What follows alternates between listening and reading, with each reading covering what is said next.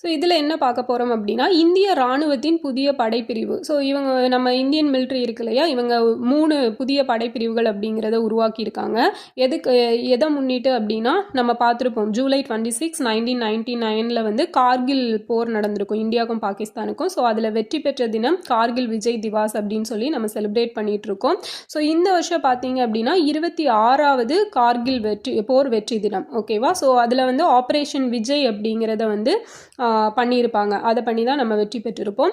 Okay, இப்போ இந்திய இராணுவத்தோட புதிய படைப்பிரிவு என்னன்னா ஃபர்ஸ்ட் வந்து ருத்ரா. ஸோ ருத்ரா அப்படிங்கிறது ட்ரோன், பீரங்கி மற்றும் வீரர்கள் இப்படி எல்லாமே ஒரே நெட்வொர்க்குக்கு கீழே இயங்குற மாதிரியான ஒரு படைப்பிரிவு தான் இந்த ருத்ரா அப்படிங்கிறது.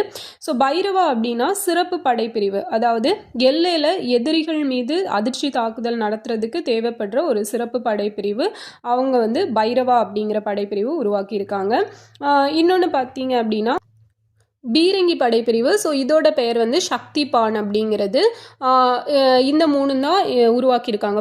புதுசாக உருவாக்கின 3 படைப்பிரிவுகள் ருத்ரா, பைரவா, சக்தி பான். ஸோ இந்த ஸ்ரத்தாஞ்சலி அப்படிங்கிறது என்னென்னா கார்கில் போரில் மரணம் அடைஞ்ச வீரர்களுக்கு சப்போஸ் நேரில் போய் அஞ்சலி செலுத்த முடியாமல் இருக்கும் இல்லையா, அவங்க வந்து இணைய வழியில் மரியாதை செலுத்துறதுக்கான ஒரு போர்ட்டல் தான் இந்த ஸ்ரத்தாஞ்சலி அப்படிங்கிறது. ஸோ இதுவுமே ரொம்ப ரொம்ப இம்பார்ட்டண்ட்டான ஒன்று தான்.